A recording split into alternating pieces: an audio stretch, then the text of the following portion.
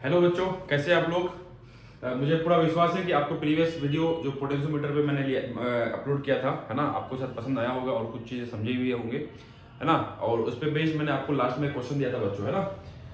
तो बेसिकली क्या था कि आपको क्वेश्चन में इस तरह से दिया था कि जैसे यहाँ पर जो है ये 2 आ रहा है ना, और ये जो है आपका जो 18 आ रहा है, इसके बदले में मैंने आपको डाटा दिया था वो ये था इस तरह से कि 2R के बदले में 3R ले लीजिए और 18R के बदले में 12R ले लीजिए। ठीक है बच्चों, तो बेसिकली यहाँ पर जो है ना, ये 3R हो गया और ये कितना हो गया बोलो, 12R हो गया। फाइन। तब जो है सेम चीजें अगर मान के चलिए 15 सेंटीमीटर पे ही जो है नल पॉइंट आता है ना, नो डिफ्लेक्शन पॉइंट आता है, करंट इक्वल टू 0 होता है, तो बताइए इसका वैल्यू कितना होगा। बच्चों मैंने आपको समझाया था कि पोटेंशियोमीटर का कैलकुलेशन बहुत सिंपल चलता है, इसमें बहुत ज्यादा कॉम्प्लिकेशन नहीं है। ठीक है, तो उसके लिए मैंने क्या बताया था कि जो पोटेंशियोमीटर वायर है ना, इस पोटेंशियोमीटर वायर के अक्रॉस पहले आप बताइए कि वोल्टेज कितना होगा, है ना, वो निकालना होगा। उसको निकालने क्या करेंगे बताइए, ये आपको 12R होगा, ये 3R होगा, राइट। मतलब बेसिकली है ना, ये आपका जो है 30 वोल्ट है ना, ये आपका 3R है, उसके बाद ये आपका मान लो 12R। ठीक है बच्चों, और ये 30 वोल्ट होगा। इसके अक्रॉस कितना वोल्टेज आपका जो है पोटेंशियल डिफरेंस आएगा, पहले उसको देख लेंगे। तो कितना होगा, 12 divide by 12 plus 13, that is क्या 15 हो जाएगा, इनको क्या बोलिए 30, so it gives you 24 volt, है ना। तो बेसिकली जो वोल्टेज अक्रॉस जो पोटेंशियोमीटर वायर आने वाला है, ये कितना आने वाला है बताओ, इसके अक्रॉस बताइए 24 वोल्ट। अब बच्चों ये जो 24 वोल्ट है इस पूरे पोटेंशियोमीटर वायर में डिवाइड होना है, और आपको बताया था कि पोटेंशियोमीटर का कांसेप्ट क्या होता है, V0 upon L0 is equal to constant, है ना, जिसको हम लोग पोटेंशियल ग्रेडियंट बोलते हैं, या फिर delta V by delta L is equal to बोलो कांस्टेंट, है ना। इसका मीनिंग वही है बच्चों। ठीक है, एंड आपको पता है कि जो है resistance directly proportional to length है और V is directly proportional to length. So basically V is directly proportional to effectively length हम लोग बोल सकते हैं, है ना। मतलब बेसिकली क्या बोल सकते हैं कि V1 is V1 by L1, ये sorry V1 by V2 is equal to क्या L1 बाय L2, ऐसा बोल सकते हैं। कोई भी वोल्टेज अगर दो टुकड़ों में डिवाइड होना है अक्रॉस ये और अक्रॉस ये, तो इसके लिए माय डियर स्टूडेंट्स, है ना, बताइए क्या होगा बोलो, V1 का जो वैल्यू है इसके अक्रॉस जो वोल्टेज होगा वो क्या होगा, लेंथ के प्रोपोर्शन। तो ये लेंथ कितना है बताओ, ये बोलो 15 डिवाइड बाय 15 प्लस कितना 85, that is 100, basically total complete 100, है ना। क्या हो गया 15 डिवाइड बाय बोलिए 100 इनटू बोलो 24। ठीक है बच्चों, इसको हम लोग सिंपलीफाई करेंगे तो ये कितना आ जाएगा, ये 15 30 और 60, है ना, दैट इज 3.6 वोल्ट आ जाएगा। ठीक है बच्चों, बेसिकली जब आपका जो ये V का वैल्यू 3.6 वोल्ट रहेगा मेरे स्टूडेंट्स, है ना, इसके थ्रू करंट कितना होगा बोलो 0 हो जाएगा। तो आप देख पा रहे हैं कि अगर हमको ये नल पॉइंट पता हो जाए कि भाई ये नो डिफ्लेक्शन पॉइंट कहाँ ऑब्जर्व हो पा रहा है, ये करंट थ्रू गैल्वेनोमीटर कब 0 हो रहा है, इसका अगर ये लेंथ मिल जाए तो बिना हम लोग कुछ अलग कैलकुलेशन किए हम लोग बच्चों इसका वोल्टेज ड्रॉप या पोटेंशियल डिफरेंस यहाँ का या इस बैटरी के अक्रॉस जो या बैटरी का जो भी है ना पोटेंशियल डिफरेंस है, इस बैटरी का जो भी जो है टर्मिनल के अक्रॉस जो मतलब पोटेंशियल डिफरेंस हो रहा है या फिर ईएमएफ बोल सकते हैं ना, वो कितना है हम लोग इस तरह से कैलकुलेट कर सकते हैं। ठीक है बच्चों, चलिए तो इसी को हम लोग कंटिन्यू करते हैं। मैंने आपको बताया था कि इसको हम लोग जो है 2 से 3 वीडियो में देखेंगे। एक्चुअली मैं दो बोला था। ठीक है, देखिए समझिएगा। एक्चुअली होता क्या है कि जैसे आपका जो पोटेंशियोमीटर है ना, एक्चुअली लैब में आपको जो है इस तरह से दिखता है बच्चों, है ना।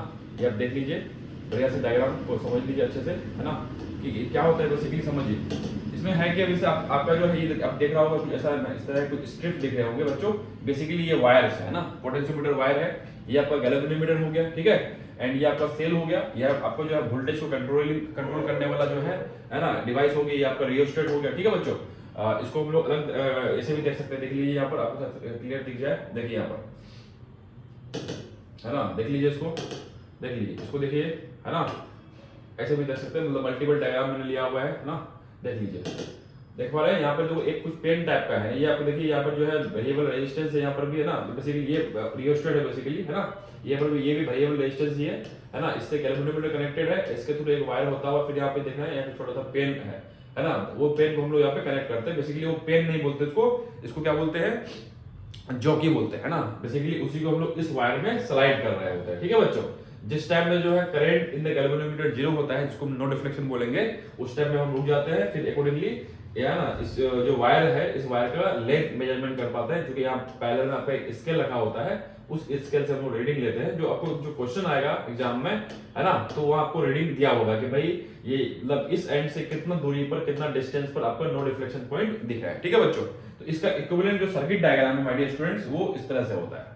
ठीक है, ये आप देख लीजिए सर्किट डायग्राम, ये आपका क्या है बोलो वेरिएबल, है ना, जो पोटेंशियल डिफरेंस प्रोवाइड करने के लिए आपका रेजिस्टेंस हो गया। ठीक है, एंड जो अगर मान लीजिए इस वेरिएबल में से है ना, बिकॉज यहाँ पर भी रेजिस्टेंस है ना, तो ये जो पोटेंशियोमीटर वायर है क्या बोलते हैं उसको बच्चों, पोटेंशियोमीटर वायर बोलते हैं, ठीक है। तो इस पोटेंशियोमीटर वायर के अक्रॉस जो वोल्टेज है let's say it is V0 and इसका लेंथ है जो L0 है। बेसिकली जो है यूजुअली आपको जो है 90% क्वेश्चन में वो 100 सेंटीमीटर रहता है, बट समटाइम्स अगर मान के चलिए यहाँ का EMF उस पोटेंशियोमीटर वायर पर जो है डिवाइड नहीं हो पा रहा है, सफिशिएंट लेंथ नहीं है, तो इसके पैरेलल में जो है यहाँ पे आप देख पा रहे होंगे कि बहुत सारे जो है वायर लगे हैं, है ना। तो लेंथ मतलब लेंथ ऑफ द वायर को इफेक्टिवली इंक्रीज करने का तरीका है, ठीक है। अदरवाइज वो हम लोग L0 बोलते हैं, कोई दिक्कत वाली बात नहीं है।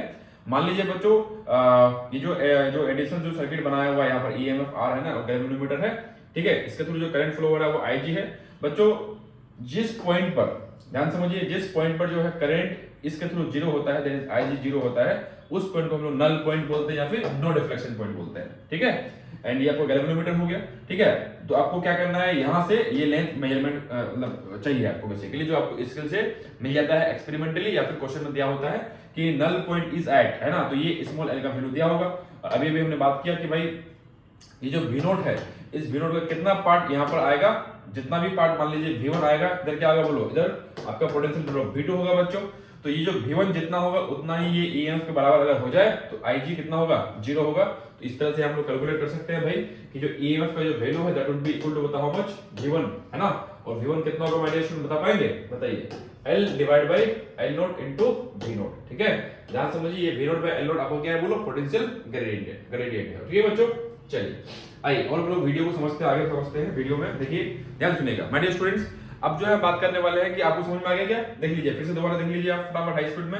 ये पोटेंशियोमीटर का जो है एक्चुअल, है ना, एक्चुअल जो है क्या है, ये जो इसका दिखता है एक्चुअल डायग्राम यही है ना, जो आपको लैब में दिखता है, देख लीजिए आप, ठीक है। देख लीजिए एक्चुअली बच्चों ये इस तरह से दिखता है, ठीक है। एंड देख लीजिए इस तरह से एक्चुअली दिखता है आपको माय डियर स्टूडेंट्स। आपको वीडियो मतलब क्लियर इमेज दिख रहा है क्या। चलिए अब जो है हम लोग नेक्स्ट बात करें कि ये आपका सर्किट डायग्राम होगा, ठीक है।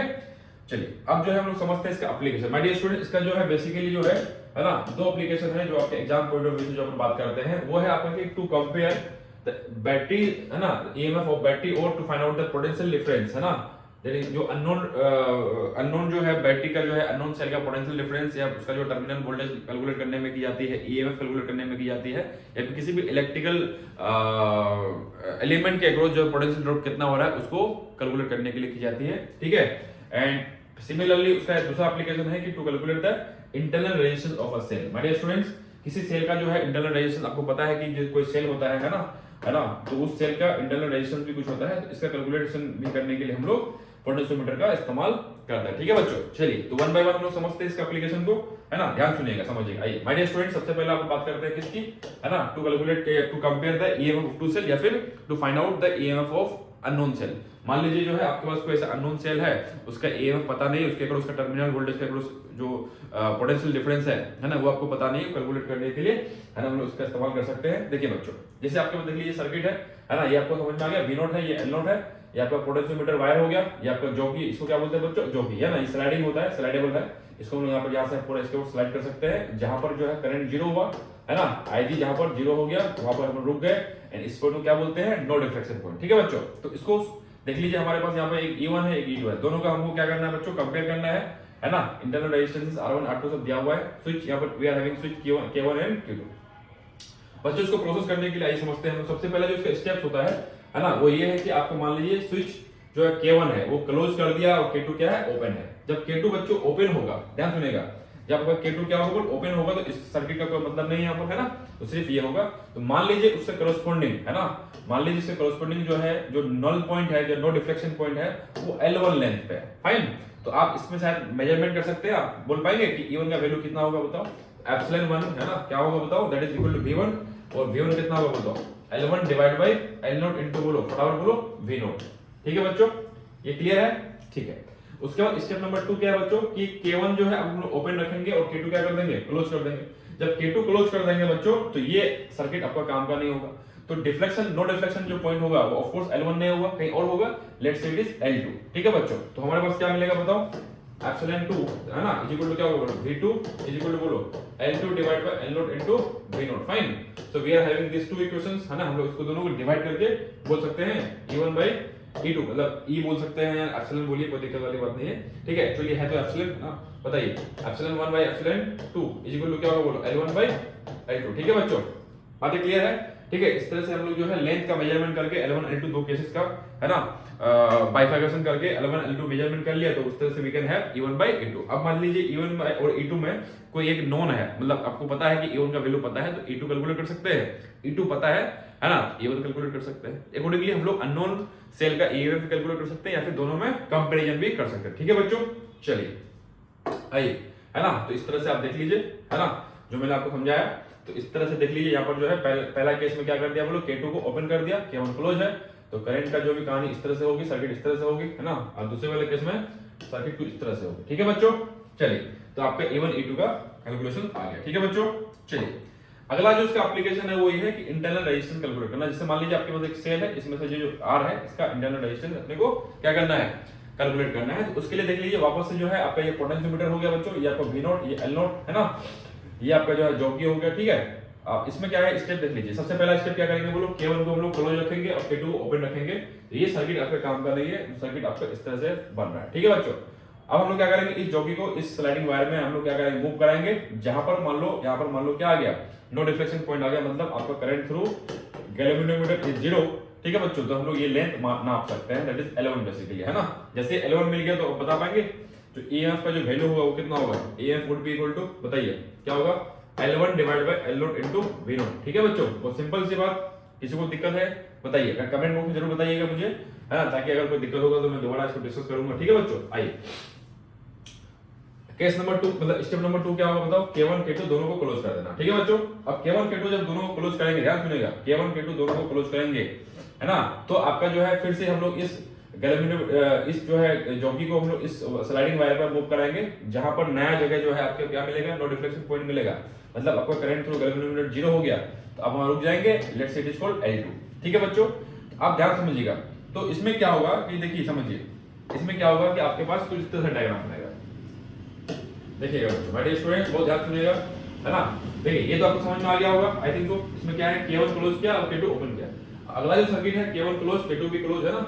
तो आपका देखिएगा जब IG 0 हुआ माय डियर स्टूडेंट्स, तो आपके पास नया नल पॉइंट हो गया, तो कॉरस्पॉन्डिंग टू L2, तो वी कैन हैव, देखिए समझिएगा ये पॉइंट है ना, देखिए ये पूरा जो सर्किट है, इस सर्किट के अक्रॉस का जो EMF है, मतलब बेसिकली इफेक्टिव जो पोटेंशियल डिफरेंस है, वो किसके बराबर होगा, V2 के बराबर होगा। बेसिकली क्या होगा बताओ, EMF equal to that is V2 नया, मतलब बेसिकली वो V1 मान लिया मैंने, तो ये क्या होगा बोलो V2, मतलब इसको मैंने क्या बोल दिया, अगर V1 है तो ये क्या होगा बोलो V2, तो V2 कितना होगा बताओ, L2 divide by L0 into बताएंगे V0, ठीक है बच्चों। तो ये लिखा हुआ है EMF is equal to L2 divide by L0 into V0, कोई दिक्कत वाली बात। अब समझने वाली बात ये है हमारे स्टूडेंट, ध्यान सुनिएगा, यहाँ थोड़ा कंसेप्चुअल है, ध्यान सुनिएगा कि जैसे अपन जो बोल रहे हैं कि V2 जो है इसके अक्रॉस, या ना इस लेंथ L2 के अक्रॉस जो V2 है, ये आपका जो है L2 bye L0 into V0 जो उसका कैलकुलेशन आ रहा है, इफेक्टिवली है क्या माय डियर स्टूडेंट, ध्यान सुनिएगा।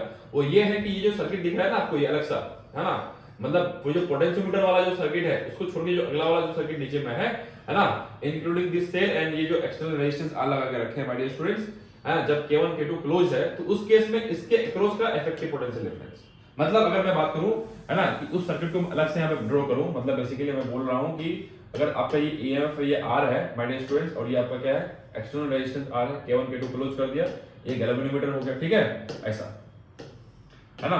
तो ये EMF है, ये आपका R है, ये क्या है बताइए, एक्सटर्नल रेजिस्टेंस R है माय डियर स्टूडेंट्स, ठीक है, जब ये K1 K2 दोनों क्लोज है। तो मैं बोल रहा हूं कि भाई इसमें जो है नो डिफ्लेक्शन केस में IG 0 होगा, इसका मतलब इसके थ्रू IG कितना है 0 है, मतलब बेसिकली यहाँ करंट कितना है 0 है। तो बेसिकली यहाँ पे जो आपका जो पोटेंशियोमीटर यहाँ पे कनेक्ट है, जो भी करंट आया उधर से फ्लो हो रहा है, ठीक है। तो इस सर्किट में करंट फ्लो नहीं हो रहा है, लेकिन ध्यान सुनिएगा ये जो सर्किट है इसके खुद में आपस में, इसका खुद के सर्किट की वजह से इसमें करंट जरूर फ्लो होगा, मतलब वो करंट आपका इधर नहीं जाएगा और इधर से आ भी नहीं रहा है, that is why we are saying is IG is equal to 0, there is no deflection, है ना, इन द गैल्वेनोमीटर, लेकिन इसका खुद का करंट तो होगा। तो हम लोग उस तरह से भी कैलकुलेशन कर सकते हैं, ध्यान सुनिएगा माय डियर स्टूडेंट्स, है ना। तो उस तरह से अगर कैलकुलेशन करें कि भाई इस पॉइंट की, मतलब ये पॉइंट मान लो A, ये पॉइंट मान लो B, तो VA माइनस VB जो पोटेंशियल डिफरेंस होगा वही आपका जो है यहाँ पर V2 है बेसिकली, तभी तो मतलब इफेक्टिवली जो इसके अक्रॉस जो वोल्टेज ड्रॉप आ रहा है VA माइनस VB, है ना, वो V2 के बराबर होगा, तभी इसमें करंट जीरो नहीं आएगा, है ना। तो we can calculate VA minus VB, चाहे तो थेवेनिन थ्योरम लगा लीजिए या फिर सिंपल भी आप बोल सकते हैं। हमारे स्टूडेंट्स बताइए इसमें इफेक्टिवली करंट कितना फ्लो होगा बताओ, आई इक्वल बताओ इसमें खुद में सेल्फ करंट अगर बात करें तो कितना होगा, EF डिवाइड बाय बताएंगे R प्लस R, ठीक है। और इसके अक्रॉस जो वोल्टेज ड्रॉप होगा इस R के अक्रॉस वही इफेक्टिवली इसके अक्रॉस होगा, तो VA minus VB is equal to क्या होगा बोलो, I into R basically epsilon by R plus R into क्या हो जाएगा बच्चों, R हो जाएगा, ठीक है।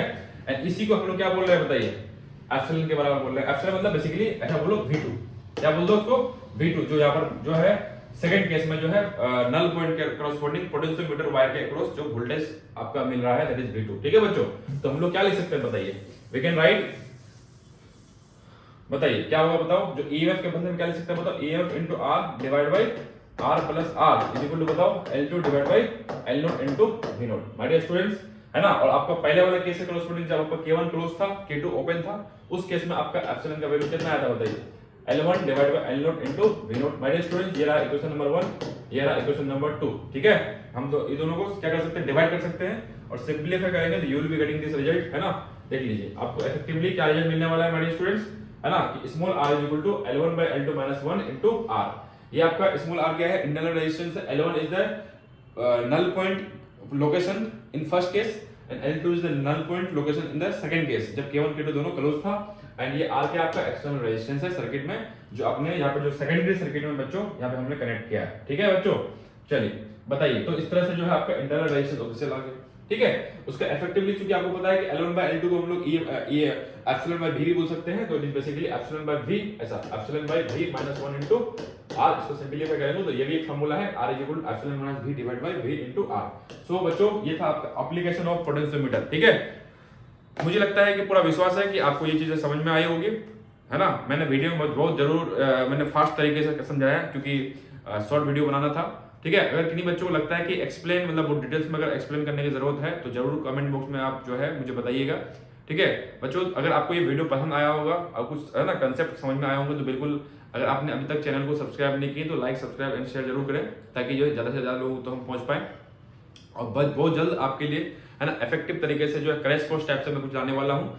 तब तक के लिए मुझे आपका साथ आपका सहयोग बना रहे मेरे लिए, तो मुझे बहुत अच्छा लगेगा। Thank you, good bye.